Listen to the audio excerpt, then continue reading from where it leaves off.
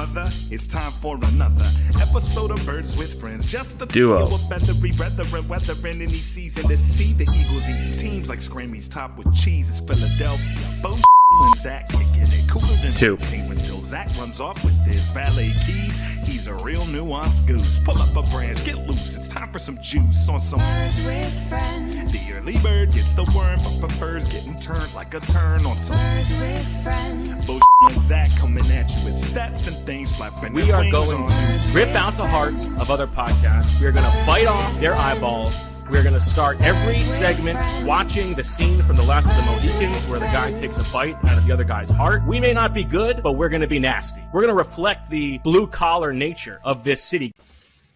Hello, everybody, and welcome to a post-game edition of Birds with Friends, 11:34 East Coast.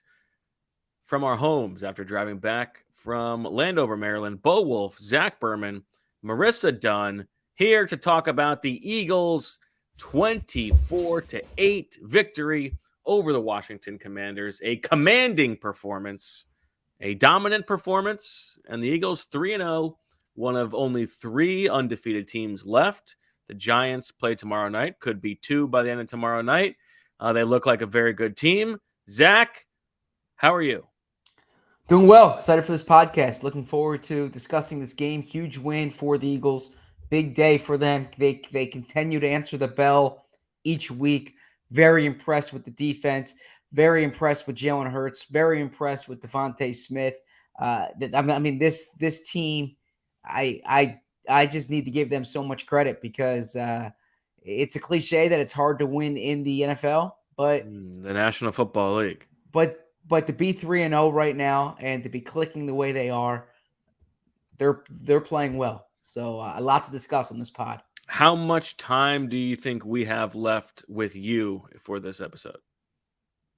Well, I'm on here. I will do the I will give our listeners and our viewers and my co-hosts an honest night's effort.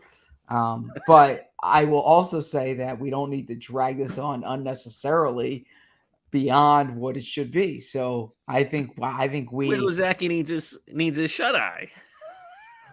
I mean, I can take your joking with me often, but I think I've given an honest day's work today, right? I mean, I would say so. Yeah. So I've been happy to do this pod, but not as happy to do like the shenanigans that go along with it. Like I think we do have some here to talk that we'll need to get to. Marissa, how are you? I'm great. It was awesome being home all day and getting to watch football. And boy, did the Eagles look good. So yeah, I'm excited to hear your guys' takes on everything. All right. Well, we can get to that. I think we should start with the defense since we usually start with the offense. Yeah. Let's do that. But I do want to say there was a fun thread during the game today at the press box at FedEx Field where we've talked about this on the show before, how sometimes there are radio reporters who are working during the game. And so like every now and then they will be just like out of nowhere. You'll hear like, oh, well, Carson Wentz not looking good here at FedEx Field. Every now and then. We've made fun of the one a few years ago during the preseason, which is very funny. But today it was interesting because the guy who was reporting, he kept calling in. It was a show that was hosted by someone named Zach. And so every like 12 minutes or so, it'd be like, well, Zach, if there's one thing I know about you, it's that you always have a sunny disposition, but you wouldn't have one today the way Carson Wentz is playing. And like every time Zach would just look around and it got us every time. And so Zach, did you feel like you were having that conversation with that guy? They were nice things that were said, right? I mean, I knew it was not you because there was nothing like off color or like a biting comment of some regard. It was funny, and I actually know the person who was doing it. He's a nice guy, so I kept turning around thinking he was talking to me. He was not. All right, Zach, let's talk about the defense. And obviously the storyline going in, the Eagles defense going up against former Eagles quarterback Carson Wentz. And I think that we don't really need to twist the knife too much on the way that Carson Wentz looked because he did not look very good. And it wasn't just the sitting in the pocket awaiting sacks. He was also misfiring on what should have been some layups. It was almost like you're looking forward to the revenge game, and then the revenge comes, and it's just sort of like, oh, this is just kind of sad. Like you just sort of want to look away and let's get this over with. But we have been talking about how the defensive pass rush has been lacking sack production for some time, and they exploded today with 9 sacks, 7 of them coming on 4-man rushes. Everybody was eating. Brandon Graham leading the way with 2.5 sacks. Fletcher Cox, Hassan Reddick each had 1.5. Javon Hargrave had 1. Your boy Josh Sweat had 1.5. There was pressure throughout this game. They got the ball out. Brandon Graham caused a forced fumble that set up the first Eagles touchdown. I thought, Nick Sirianni walks through the locker room towards the end of open locker room as Hassan Reddick is talking. And it's like, I told you guys he was ready to blow up. And, Reddick, I wouldn't say that he blew up necessarily, but he is right. Like, this was the promised sack deluge that they told us was coming. And the expression that you heard in the locker room after the game was sacks come in bunches. And that was very much applicable today. This was the most that Carson Wentz has been sacked in his entire career. That says something. I'm surprised by that. Yeah. I mean, 9 sacks is a lot of sacks. The play that I thought so for full disclosure, I have a story up on The Athletic now about this very topic. And I opened the story with this one play that was early in the second quarter. It was a 3-0 game, and Brandon Graham gets a strip sack. Javon Hargrave recovers it. And you watch that play, and it was like if Eagles fans would recognize exactly what was happening the split second before it occurred, right?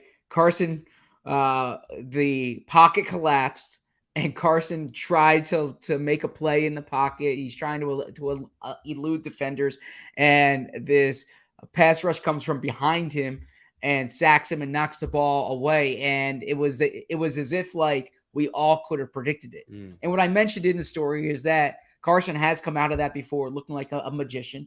But then there are other times when he's on the ground, or worse yet, the opponent has the ball. And that's exactly what happened today. And then the Eagles, 2 plays later, Dallas Goedert scores a touchdown. Washington never has it as close. And the interesting thing about that is it was, I want to get this correct here. It was Wentz's 8th dropback of the game at that point, and it was the 4th time he was sacked, right? So Carson, after the game, he had some quote that, they took the lead, so they were able to pin their ears back. That's not what happened. They had 5 sacks before they scored a touchdown. Yeah, this was like from the beginning. The Eagles' game plan, and the Eagles were clear about this, to hit him early and often, try to get him flustered. And that's not, like you hear that, yeah, Captain Obvious, right? You always want to hit the quarterback. Find me a defensive coordinator who says, nah, we're good, don't hit the quarterback.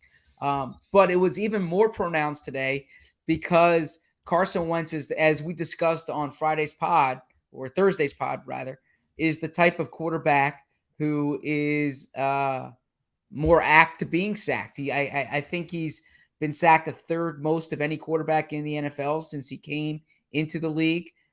He has the most fumbles of any quarterback since he came into the league, right? So this was very much a part of the Eagles' game plan. What the Eagles did tonight, I was about to say tonight. What the Eagles did today was ace the game plan. They executed the game plan exactly as they wanted to do it. It's not a surprise that they hit Carson Wentz so much. Maybe the volume is, but for a team that was 31st in the NFL in sacks last year, and we spoke throughout the offseason about the need to affect the passer, improve that. They now have 41% of last year's sack total through 3 games, right? And I don't see this slowing down. You're not going to get a 9-sack week every week, but they say sacks come in bunches, and I think these bunches are starting already. I want to look up now that you mention it. I'm trying to look up where that time to throw ranks against the Gannon teams. Interesting. So I do have his time to throw stats today. As you're looking this up, I can read it. Wentz held the ball for 3.3 seconds on the nine dropbacks on which he was sacked, compared with 2.6 seconds on his pass attempts. All right, so I try to differentiate that because later on in the game they did adjust. He was getting rid of the ball quicker, but those 0.7 seconds, like that makes a huge difference in a pass rush. So 3.3 seconds on the 9 dropbacks on which he was sacked shows he was holding the ball. And you mentioned it. I think it was an important point to bring up, that it wasn't like the Eagles were relying on their blitz. Actually, Wentz was blitzed the least of their 3 games this year, and he was pressured the most. This was with mainly a 4-man rush today. Well, that's interesting because I think it was actually, I was looking just before we started, I think it was actually the Eagles' like 4th highest blitz rate in any game under Jonathan Gannon, 25.5%. And where it really made a difference was those early down blitzes, those first and second down blitzes. We saw that this was the most they've ever done in a game under Gannon at 23.6%. But what that like allowed them to do was then get into 3rd and long situations where those 4 guys could pin their ears back and get at Carson. That's a good point. Just looking it up, it was like the 8th longest game a quarterback has held the ball against the Eagles in the Gannon era, but still on the longer end. And I mean, you just like, there were so many times where it was like the ghost of quarterback passed for the Eagles, where exactly. like as you described, it was like, oh man, like I know exactly how this is going to play out. He's sitting there, he pumps, he doesn't get the ball out, and as Jimmy Kempski has described, well, there are those times where like he'll avoid a rusher, and then just it's as if he assumes that once he's avoided them, they'll never come back. Yeah. And there were like several of those today where like the guy loops around him, and so he's like, okay, well that's all done. Like I got all the time in the world now.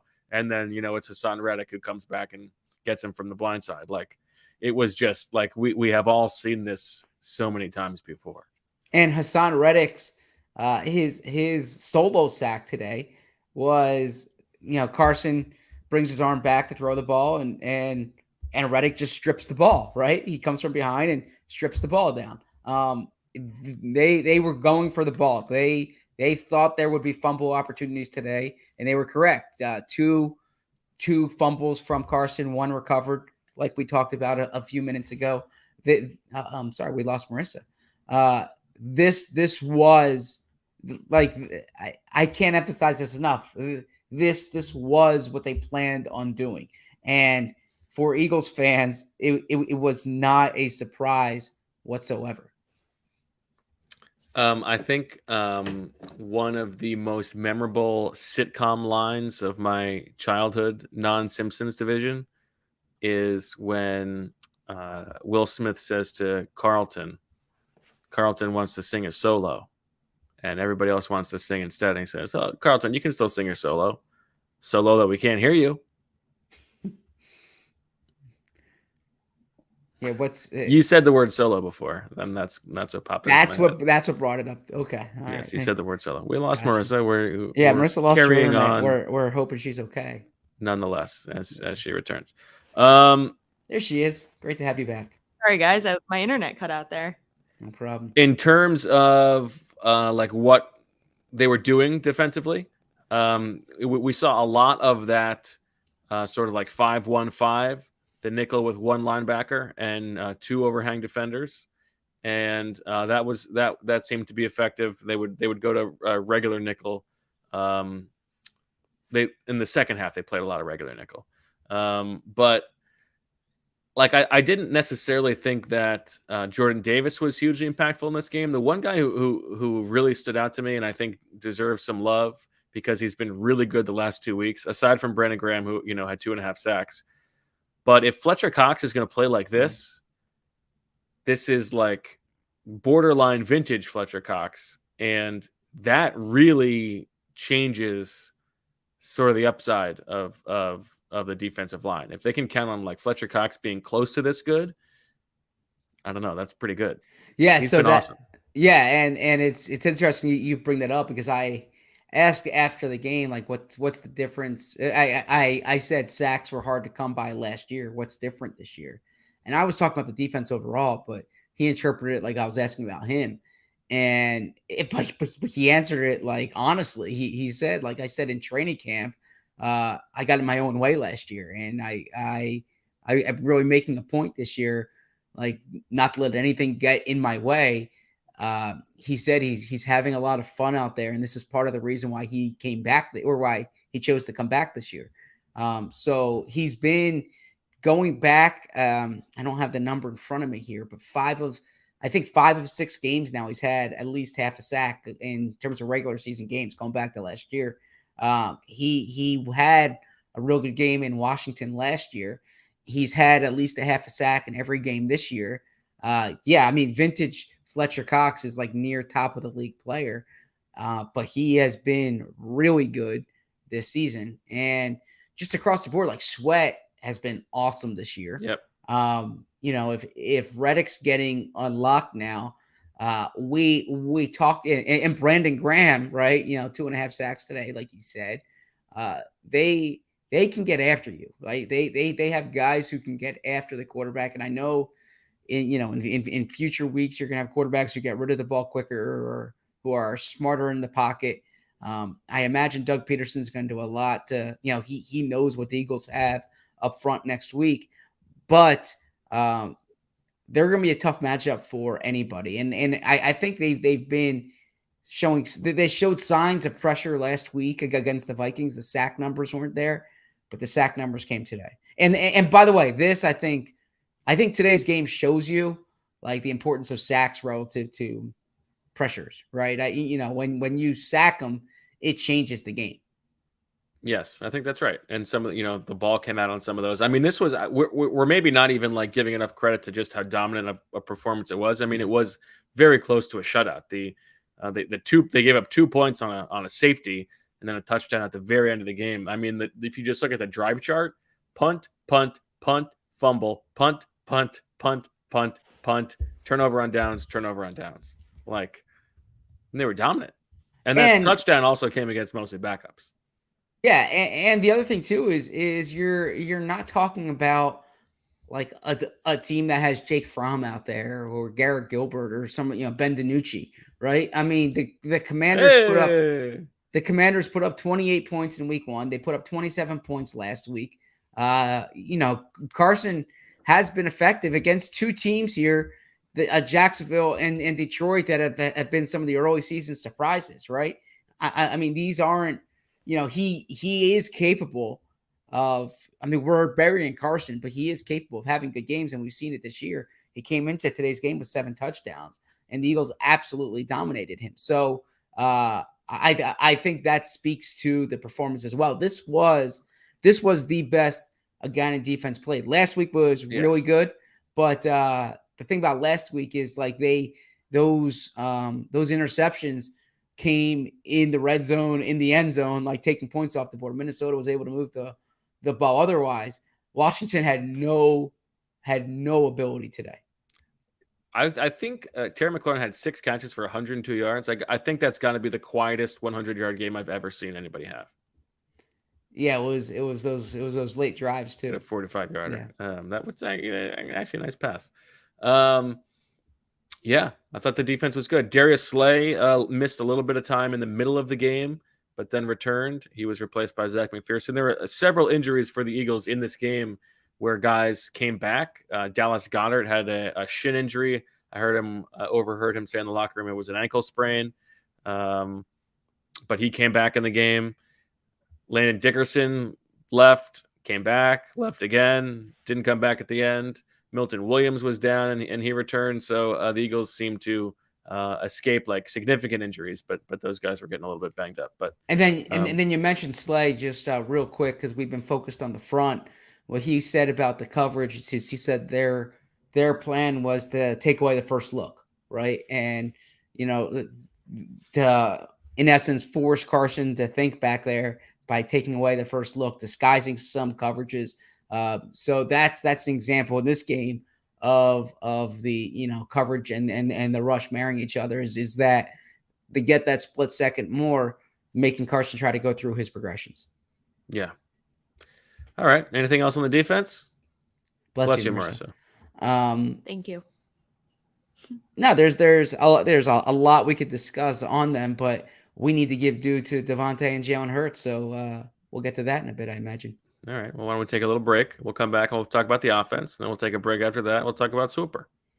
Perfect. Now a word from our sponsor, BetterHelp.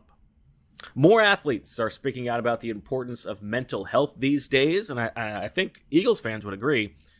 The ball started rolling a little bit with Brandon Brooks. He was on the forefront of this, and good for him.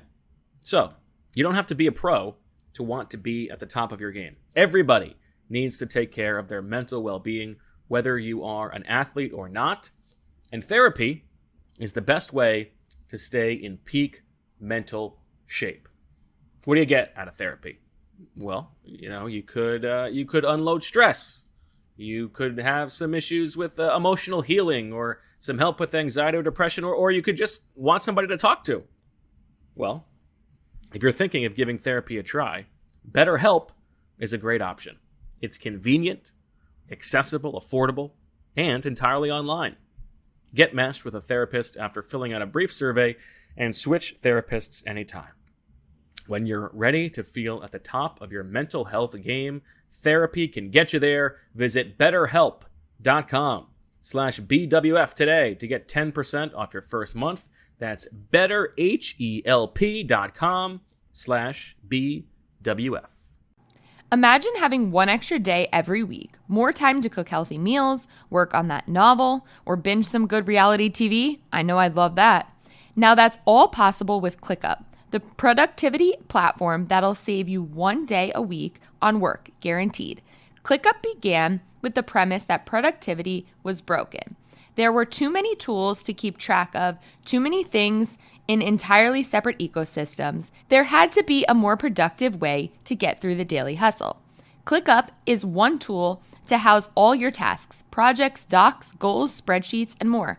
ClickUp is built for teams from 1 to 1,000 or more. It's packed with features and customization options that no other productivity tool has, so you can work the way you work best. Whether you're in product management, engineering, sales, marketing, or HR, ClickUp has easy-to-use solutions that create a more efficient work environment. Join the more 800,000 highly productive teams using ClickUp today. Use our code BIRDS to get 15% off ClickUp's massive unlimited plan for a year, meaning you can start reclaiming your time for under $5 a month. Sign up today at clickup.com and use the code BIRDS. Hurry up, this offer ends soon. Back on Birds with Friends. Bo, Zach, and Marissa. Zach, what's your take on the news that Rihanna is going to be the halftime show performer at the Super Bowl this year? We're probably going to be there.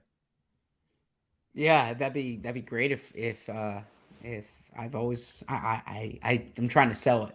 I don't know. Yeah. Do you know any Rihanna songs, Zach?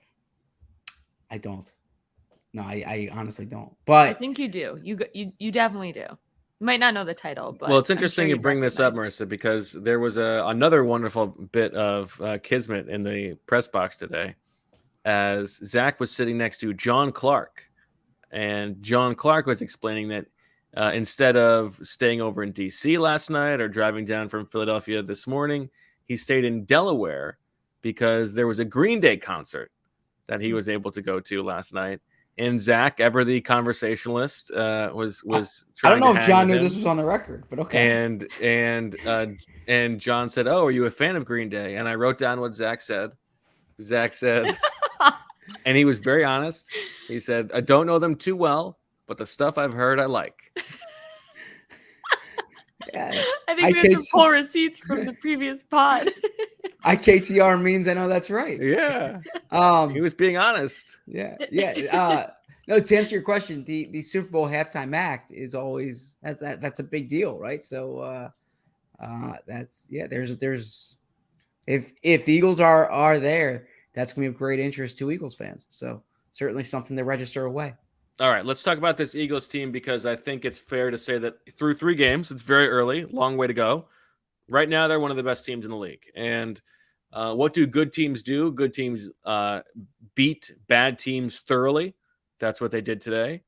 Another thing that good teams do is that there are times when they sort of need like one side of the ball to pick up for the other side of the ball. And in week one, it was the offense carrying the defense. And early in this game, we talked about the defense. The offense started slowly in this game.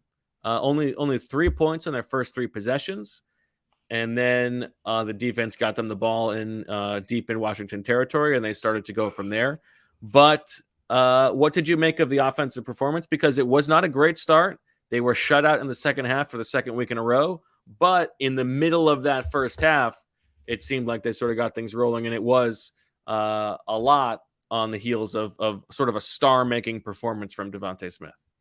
Yeah, I think you did a good job summarizing it. My biggest takeaway, and I say this honestly, is that Jalen Hurts went 22 of 35 for 340 yards and 3 touchdowns, and it wasn't like he had an okay game. Yeah, like I wasn't like, Bo, we need to write Jalen Hurts right now, right? And he was a complete afterthought in this game. Yeah, that shows you how well Jalen's playing, and that like he is a sleeper MVP candidate at this point, because he puts up a year ago, if he puts up 340 yards, 3 touchdowns, it's like, wait, we're leading the show. What does this mean about the Eagles going forward that Jalen Hurts plays like this? And today, Jalen Hurts does that, and stacked up with the way he played these first 2 games. I don't want to say it's the expectation that a quarterback does it, but yeah, I mean, it's so that's my first thought about the offense. Second thought is that I'm sorry, you're about to say something. No, I was just going to follow up on Hurts, but if you can keep going, or I can go. I just thought overall. Well, no, let's stick to Hurts, and then we'll get to it. So, well, I thought this was a good example of a game where going downfield mattered a lot. I mean, he had completions of 45 and 44 yards to Devontae Smith. He had a completion of 38 yards to A.J. Brown, a 40-yarder to Grant Calcaterra. Now, that was more of a catch and run. There were 2 pass interference plays downfield that Quez Watkins drew. This was like a good example of why you do throw the ball downfield. And we've talked about the ways in which the Eagles are hoping Hurts will be better than last year. And it's been throwing over the middle of the field and throwing the ball downfield. And that was on display today. And I'm with you, like 22 of 35 for 340, 3 touchdowns, no interceptions, no turnovers. And it was like, okay, he was fine. Yeah. It was like, it was okay. It's like some of those throws downfield were really nice, but it was like, okay. Yeah, it's you're absolutely right. And I just can't, because when I, at the end of the game, I was doing these takeaways that you can find on The Athletic, and I'm writing about Devontae and I'm writing about the defense. I'm like, whoa, look at Carson Wentz. I'm sorry, look at Jalen Hurts' numbers. And that you. So I think that really says something. The offense needs to have more of a complete game, right? I mean, they didn't score in the second half again. Jalen Hurts keeps saying that they're not playing up to their standard.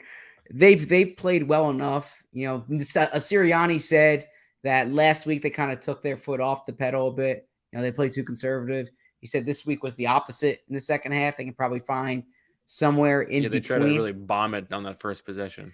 But overall, I mean, my big takeaway with the offense is that this pair of receivers is so good. Like Devontae, it's not just they put up numbers. He had such high level catches today, in terms of the 3 insane catches. Yeah, and when you can play like that, when you are at that level, there aren't that many guys in the league like that. And then you combine him and AJ, and then Dallas Goedert, Dallas Goedert's touchdown catch, that run after the catch was awesome. Really nice. Yeah. We talked about throughout the offseason and throughout the preseason training camp, keeping these guys happy. All 3 of them got into the end zone today. There's going to be some weeks when AJ week 1, so you saw it last week. All three of them got into it today. It was obviously Devontae's day. There's going to be a game here where Goddard has like 8 catches, 120 yards, touchdowns, right? Yeah. Yeah. So, this is as long as you're winning, there's going to be no issue there. Number one, and then number two, you're going to look up at the end of the year, and they're all going to have their numbers.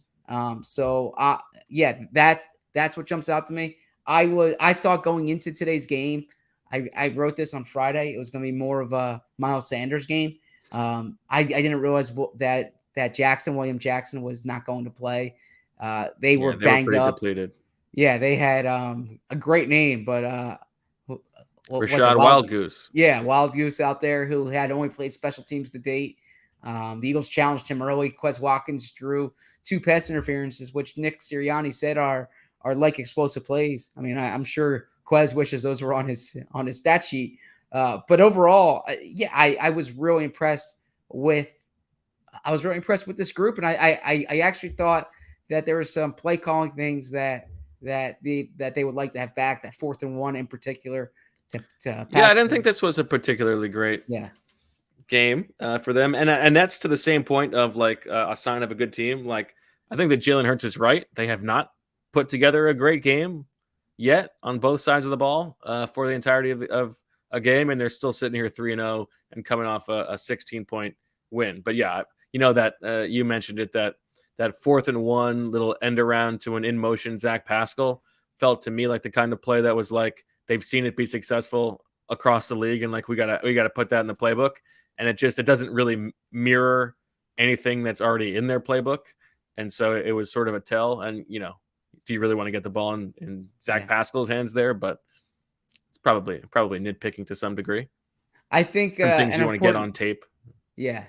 I think a really important sequence when talking about the offense, I'm going to defer to you here. I know you're the host, but I'm deferring to you here because for the explanation, is the end of the half, because I thought it was such an important sequence. It was a fascinating sequence, and it actually turned out that there was more than met the eye on that one. Yes, that's true. So you have first on Devontae Smith, because those 3 catches he made were insane. There was the first one was a 45-yarder down the right sideline, looking over his left shoulder, hauls it in, drags his left foot. Rivera too slow to get the challenge flag out, so we'll never know. But it was very close. But even if it wasn't a catch, it was a hell of a catch, and that helped set up their first score. But as you reference, at the end of the first half, they're up 17-0. They get the ball. They're looking to get a score at the end of the first half for the 3rd time in 3 games. And Devontae Smith makes a catch over 2 guys, 44 yards downfield on a nicely thrown ball by Jalen Hurts, just a mossing. And I mean, it was a beautiful catch. And I think somebody in the chat said like he's finally looking like Alabama Devontae Smith. And you watch more college football than I do, Zach. But when I think of like Alabama Devontae Smith, I think of a guy who is like, running precise routes and is like wide open and is like, crossing over fools. Like this element of his game where he goes up and gets it is not like what I picture of Alabama Devontae Smith. And we saw it last year in Denver when he did it over Patrick Surtain, but we saw it a little bit more in training camp this year. And 2 of those catches today were sort of similar situations. And as he said in post game, it's my ball or nobody's ball. I think that's what he said. And what was Jalen's quote about him? Let me see. I can pull it up. As you're pulling it up, I'll give my quick take on Devontae. Is obviously he's really good, right? But if AJ Brown wasn't here this season, the big talk throughout the offseason, throughout training camp, throughout the early in the season would be like year 2 Devontae, because he's the week 1 no catch. That's a blip on the radar, right? That's the exception. What you're going to see more games. I'm not going to say you're going to see these career highs every week, but he's going to be a mismatch most weeks because of the type of receiver he is. Jalen said the Slim Reaper. By the eyes, he might be a little sly, but he plays like a big boy, and he is. He's a grown man. And he said, I think he's always been who he is. I think he's the same guy. He's got more comfortable in what he's doing. I think it's a great compliment to have who we have on the field outside. And I think when his number's called, I know he'll answer the phone. Now, on A.J. Brown, we'll get to that sequence at the end. But I also thought that like this was very much a like this is why you go get A.J. Brown game, because they're struggling on offense. And the play before the first downfield throw to Devontae Smith, it's like a 3rd and long. They haven't really done anything on offense. This is their 3rd possession. How do we get going? You dial up an A.J. Brown slant. They hit it, and that sets up the downfield play to Devontae Smith. How do they get their 2nd touchdown on 3rd and long in the red zone?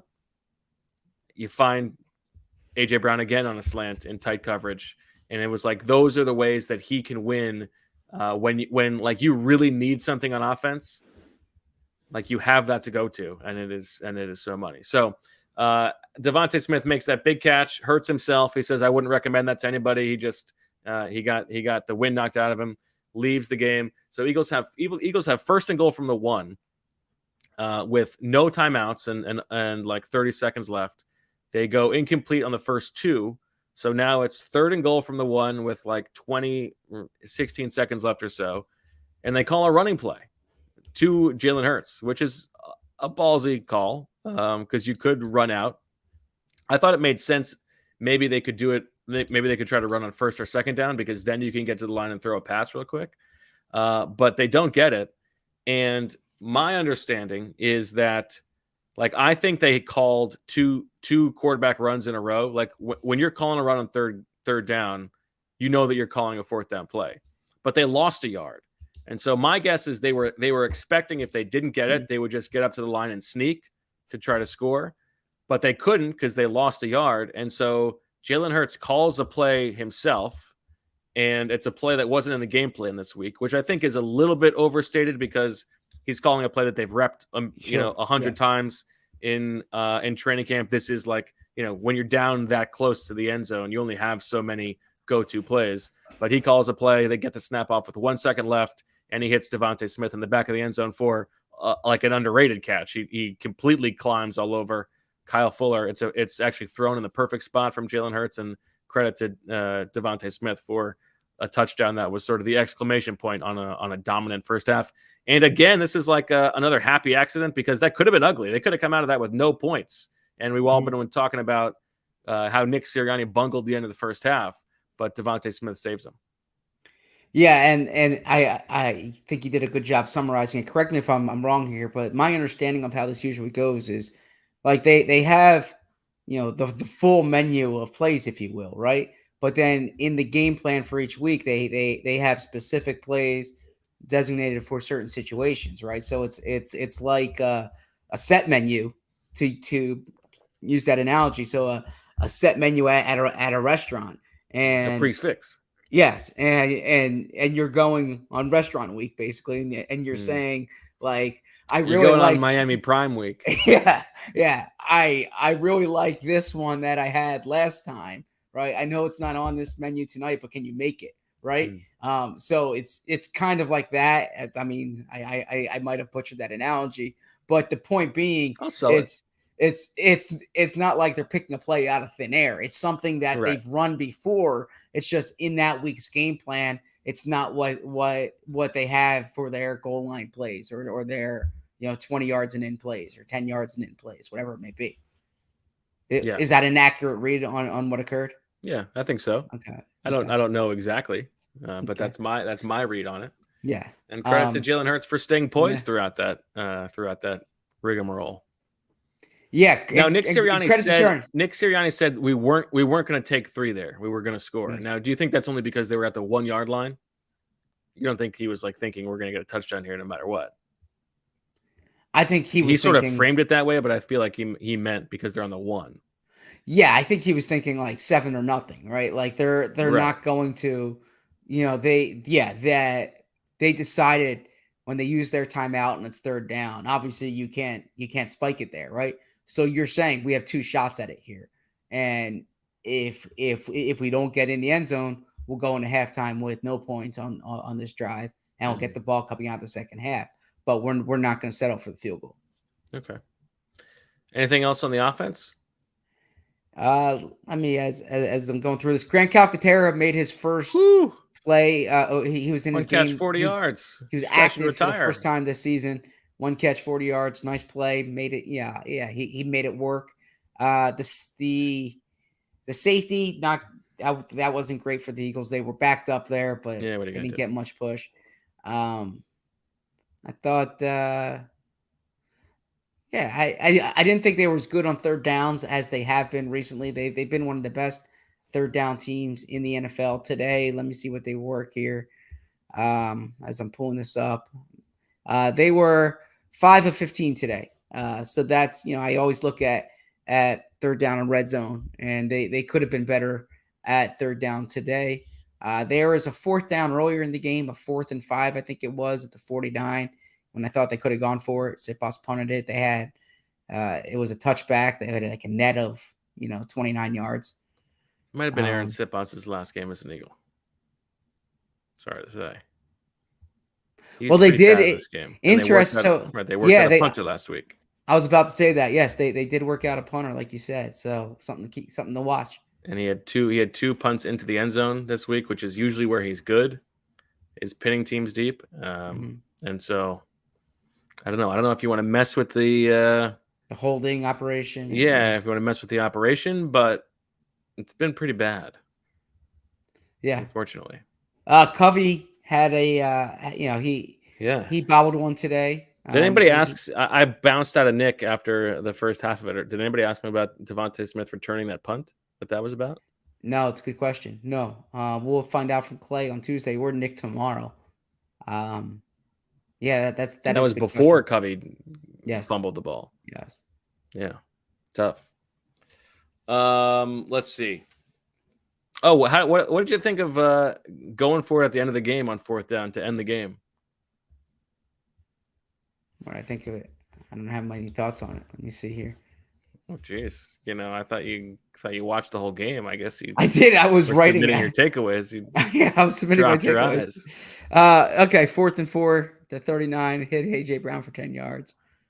I didn't have many. I mean, the game was sealed at that point. I didn't have many thoughts on it. I thought it was you get this and the game's over. You don't have to subject your defense to more snaps. Yeah, probably. Yeah, I honestly at that point, Washington called their third timeout. I was writing something for our website. I apologize. I really wasn't paying attention at that point. Wow. The company pays all this money to send you to the game. I'm literally doing something for the company. Can't even bother to watch the last. I'm literally doing something for the company. We have something. Plays. They have to have this at the buzzer, and I have to get down to the locker room. So you file this at the buzzer. This is, I mean, respectfully, Bo. Give it to me. Yep, pile it on. Like if you've worked at a newspaper before, this is you're writing during a game. You have a deadline at the buzzer. You got to have that running story in at the buzzer. So you got to be So you got to be writing. So when the game effectively ends, you're focused on your piece of that you're writing, and not necessarily on meaningless stats. Wow. Meaningless plays. Meaningless. Tell that to the guys who were out there fighting for their lives. Do you think they were fighting for their lives? Do you think they were fighting for their lives? You don't work for a newspaper anymore. Yes, but my editors did ask for this, correct? Well, did they say stop watching the game and do this for me? They need this at the end of the game. They said that. Yes, they said that. Yeah, they asked both of us. Yeah. Yeah, I was excited to do it. Yeah, I was more excited than you. You were more excited to do it, yeah, because I wanted to watch the game because I was, the company paid for me to go watch the game. I thought that was the appropriate thing to do.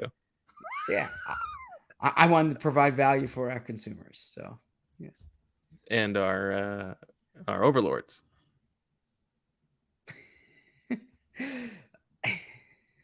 And our sponsors.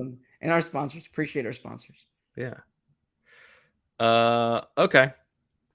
Why don't we take a break? Anything else on the offense? No, I'm looking forward to watching this game back. So I'll better be able to dissect it for you on Tuesday if we're doing a Tuesday pod, Tuesday night. Sounds wonderful.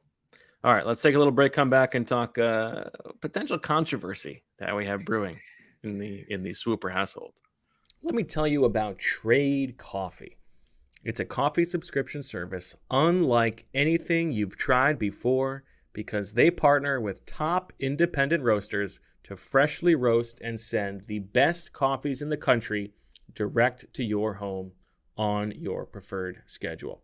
The coffee I get from Trade is so good, I can't believe how much I like what they picked for me, and their team actually worked with me to create my own custom collection, which is great for me because, frankly, I'm recording this ad at 3:18 in the morning. That means when I wake up tomorrow and the kids are getting ready to go to school, your boy's going to need some coffee. So the truth is, like, I wouldn't mind if it was just bad coffee. I would still shove it down my gullet, but it's such a treat when it tastes good. And that's what Trade does for me. And if what I got isn't up your alley, well, don't worry. Trade will have whatever it is you want. You can shop their most popular coffees by roast or flavor profile, or you can take their coffee quiz and get expertly matched with coffees you'll love. So, if you want to support small businesses and brew the best cup of coffee you've ever made at home, it's time to try Trade Coffee. Right now, Trade is offering our listeners a total of $30 off your first order plus free shipping at drinktrade.com/BWF. That's drinktrade.com/BWF for $30 off your subscription to the best coffees in the country. All right, welcome back to Birds with Friends. Zach, you are a funny guy. We know this. And we know that you're not just a fan of comedy, but a purveyor of it as well. Your comedic timing today after A.J. Brown's touchdown was, I think, the tops of our time together. I was cracking up. You were slaying me. A.J. Brown scores a touchdown. We all know you've got the Batman swooper celebration there. And before he even gets to the sideline, they do a little celebration in the end zone. And it's like a thing like this. And it was very much on your radar. It was Batman. I was like, oh, Batman. And you go, oh, no, that was Batman. It's very good. Killed me. But then A.J. Brown, after the extra point, goes to the sideline and grabs himself a Batman cape that he said later he bought off Amazon for $9.99. You see him there. Now, Marissa in Swooper, you had A.J. Brown does a Batman-themed celebration at some point in the game. I think we can all agree that you hit that. Yes. Easily. Yeah. Zach, you had A.J. Brown does a Batman-themed touchdown celebration. Now, his touchdown celebration was the thing that he did in the end zone. This was on the sideline after the extra point. How do you feel? What do you think he was celebrating? The extra point? Right? Do you think he put the cape on to celebrate the extra point? No, he was celebrating a touchdown. A celebration does not need to be confined to the end zone. I think Marissa and I both deserve points for this. He was celebrating a touchdown. If he had put the cape on after a sack or something like that, then he wouldn't be celebrating a touchdown. But after he scores a touchdown, he puts the cape on. And by the way, to confirm that this is the case, apparently Devontae Smith put the cape on after his touchdown, from what I understand as well. Yeah, but the Swooper had nothing to do with Devontae Smith. No, but I bring that up as a way of pointing out that what they were doing was celebrating touchdowns. The person who scores the touchdown puts the cape, akin to a turnover chain. But I think there was an extra point there that they could have been celebrating too. Correct? I don't believe they were celebrating an extra point. So yeah, I can't imagine that's the case. He was just celebrating himself at that point. The touchdown celebration is confined to what they do in the end zone. No way. You can't. No, that is not the case. A matter of fact, I believe there is a penalty for props on a touchdown celebration in the end zone. So no player would put themselves back 15 yards for the purpose of super forecasting, right? So what they did is that they brought it over to the sideline, and cameras caught it. We all caught it. There was no question in the world that they were celebrating a touchdown in that case. Any reasonable person would deduce that was a touchdown celebration. Well, you know what, Zach? I had this in mind, and so I did. I asked A.J. Brown in the locker room Did you after really? the game about his touchdown celebration. Marissa, roll clip. Celebration, the first one before you put the cape on, was that a Batman thing too? No, that was a Lil' Kim thing. Y'all gotta look. Should we play it again? Yeah, go ahead, play it again. One more time for people in the back. The touchdown celebration, the first one before you put the cape on, was that a Batman thing too? No, that was a Lil' Kim thing. Y'all gotta look. I mean, I don't know.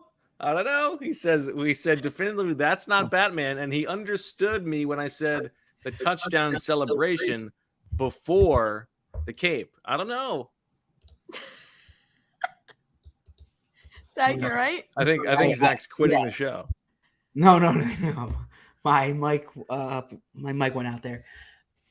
Look, Bo, he was answering your question specifically. The Little Kim I asked him celebration about the touchdown celebration before the cape.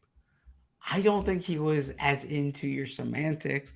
I bet if you said to AJ, when you put on the Batman cape, what were you celebrating? He would look at you like, my touchdown, right? Yeah, it's not Halloween. He's not like trying on costumes there. He's putting it on to celebrate a touchdown. I don't know. It's very simple in the description. It says a Batman themed touchdown celebration. The touchdown celebration is what happened in the end zone. Bo, if you had won this swooper, I would have been going to bed 15 minutes earlier, right? Because it would not have been a subject of conversation. It would have been obvious that putting on the cape after a touchdown is therefore celebrating a touchdown. By no means does it. I mean, I can read. It does not say a touchdown celebration in the end zone. I am the one. How many celebrations do you get? I mean, you score one touchdown. Everything you do for the rest of the day is a touchdown celebration. I'm the one who submitted the swooper. I understand the rules on props in the end zone. I don't believe that A.J. Brown would cost his team 15 yards there. So therefore, I was figuring it would be some type of homage. When does the statute of limitations end on a touchdown celebration? What if A.J. Brown showed up in the postgame locker room and that's when he showed up the Batman cape? Would that count too, just because he scored a touchdown that day? Well, the time has to end at some point. I think the time ends at the next play. The next play, which was an extra point. Right. So like it's like in the game, right? Like you move on. Next snap. Right. But was he doing this after the extra point or during the extra point? My understanding is it was during the extra point. Again, I don't even think he was watching the extra point. Well, the good news is it doesn't even matter. It might not matter.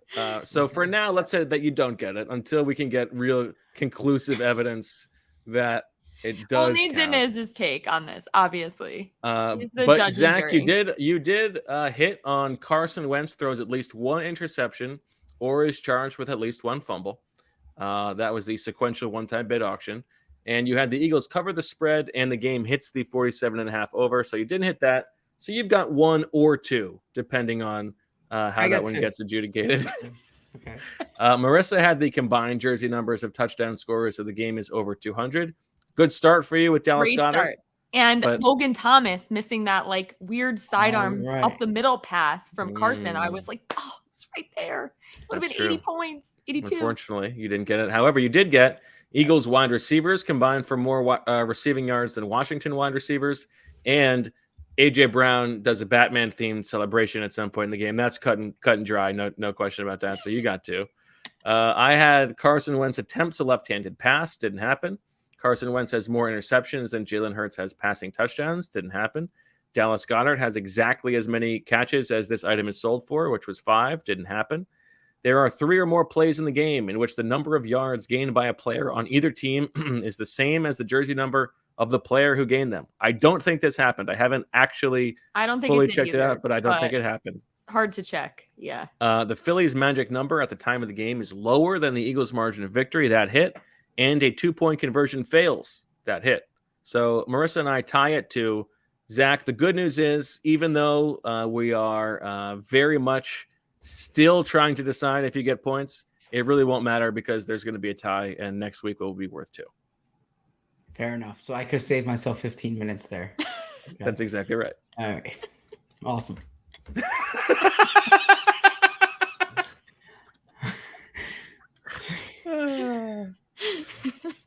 All right.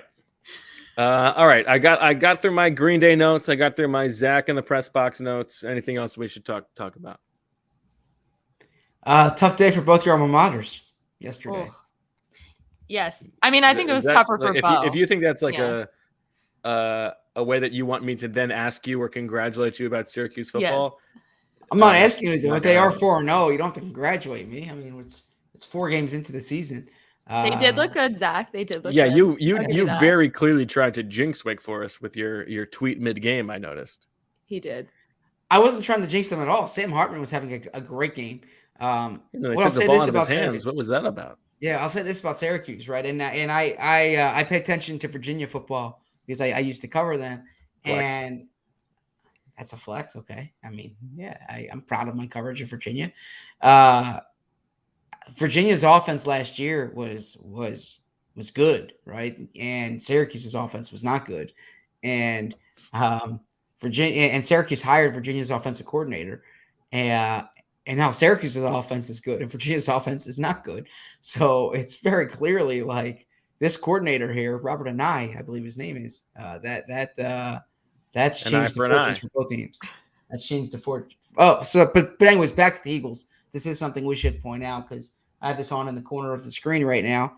Is Nick Sirianni pregame and postgame attire was a Mike Quick jersey, a vintage number 82 Mike Quick jersey. That's what we needed to get to. You're trying to get to sleep at 12:30 in the morning, and you needed to get to that.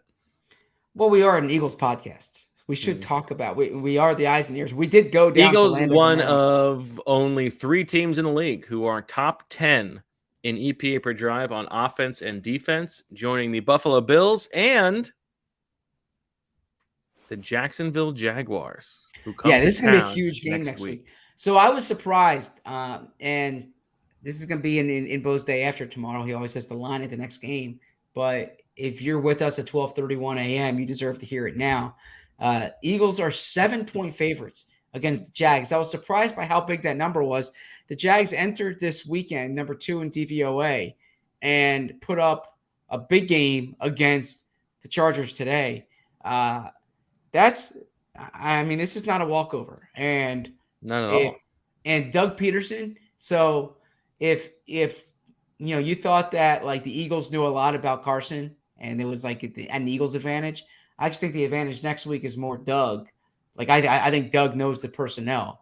And I also think like to whatever degree you want to impose like a willingness to get revenge. Yeah. Like if that's in play with Carson, it's not really in play. It's not like the guys are like frothing out the mouth to beat Doug, like they like that guy. Right. So it's like, and Carson forces, Carson forced his way out, right? Like Doug, I don't know if Doug, right? Like who on the team has like a beef with Doug like Sua, he wouldn't keep me on the roster. I don't know. Not really. Yeah. Doug's a fairly likable guy. Maybe Jalen to some degree. But even then, he got they gave him a shot at some point. Yeah, he started him. Yeah. All right. I had one other thing. It's going to be a good week. Should be a good week. Yeah. Link should happen. Do you want to tease where the Eagles will be in the power rankings this week? Good question. Where do you think they should be, Zach? It's a tough philosophical dilemma for the power rankings because I think the Bills are still the best team in football. But if you just keep them at number one, what's the point of the power rankings? You got to reflect the moment. Respectfully, you are the power rankings guy, right? You are. So I defer to the genius of the power rankings. I think it's very important to let people do their jobs, and your job is the power rankings. Yeah. Okay. By the way, 4-1 on picks today. That's pretty good. That's pretty good. Almost as good as 5-0. Oh yeah, I know. I came close to that one. I think that's what I did on the Athletic Football Show. Pick'em thing. Okay, there you go. But you and I had your similar second picks. time. Yeah, last week I was only 2-3 though. But if I may say, You're doing well. I really consider it 4-0 because the money line pick, the odds are literally stacked against you, right? I mean, that's like, your 3-point percentage and your free throw. It's not even a free throw, but point being, I'm picking the other games against the spread, and the money line one that it's hard to get the upset special. So I'm sorry, I shouldn't be rambling like this at 12:34 a.m. We love it, Zach. Oh, We lost Bo. I guess Bo doesn't love it, but No, Bo's got a lot of writing to do. Zach, this would be the time for you to leave. Should I close out the show just so? He's back. Too late. Yeah, I was gonna say you should close out the show. You just missed me. People calling for a grouse. I don't fully feel it in my bones, but I do. It's on my radar that everyone you talk to is like, oh, you gotta love that Scott Turner offense. He's really doing a bang up job with that offense. I mean, I know that Carson Wentz was the one at fault today, but we really got to be gassing this guy up so much. Put up 8 points. Did you see anything really dynamic that he was putting out there for Carson Wentz to do? He knows the limitations of his quarterback. Yeah, not today. Definitely not today. Let's calm down a little bit with Scott Turner as the next football sensei. But I think you did say the other day, I like a Scott Turner offense. Yeah, and I think I was maybe just parroting, people who I trust who are smart. Like a Duffy. Duffy likes a smart, likes a Scott Turner. I'm just saying, maybe, let's see him do something actually interesting. He's been an offensive coordinator for a long time. Yeah, not impressed today. Not impressed with Washington at all overall. Yeah. No, I guess they were hurt. They were really banged up. Maybe they're not as bad, but I don't know. All right. Zach, I'll let you get some shut eye. Thank you. Make sure you guys check out Bo's Day After Tomorrow. I always look forward to it. And make sure you check out Zach's piece on the defense. Yeah. Dominant defense. Story up, and we'll have some good coverage this week. We'll have re-listen to the podcast once Marissa posts it. Yeah, we'll have 2 pods. Who do the Browns have next week? Atlanta. I'm going to Atlanta. Okay. Yeah, we have a bunch of college friends that live there, so it's like a little Terp reunion. Yeah, so excited to see. Yes, Michael lived with 8 guys in college, so all of them are coming. So it should be a fun weekend. Yeah. Sure, offensive lineman. Yeah, all different positions. Okay. I'm sure it was a very clean house. Oh my God, it was disgusting. Don't even get me started. Zach needs to go to sleep. I don't have enough time to talk about it. What was the grossest part? The bathroom, obviously. How many bathrooms were there for 8 guys? I think 3? there were 2. Oof. And then there was one in the basement that you didn't even want to see. Ooh, that's tough sledding. Yeah, it was rough. I'd wear full shoes in there, never barefoot, God forbid. Hazmat suit. Yes, yeah, it was disgusting, but we made it out. There you go. Insomnia cookies bags littered all over the floor. Yeah, it was more like Chipotle and that kind of stuff. But that's tough with the bathroom. So. Yeah, it's like the Berman's house growing up. All right. Zach's got to go to bed. That'll do it for this episode of Birds with Friends. Not necessarily, a dominating win thanks to the defense for the Eagles. A near shutout, 24-8.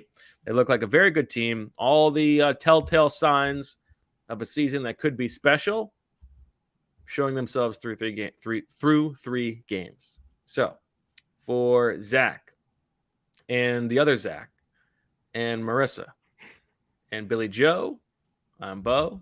Thanks for listening. We'll talk to you on Tuesday or Wednesday. And as always, we love you.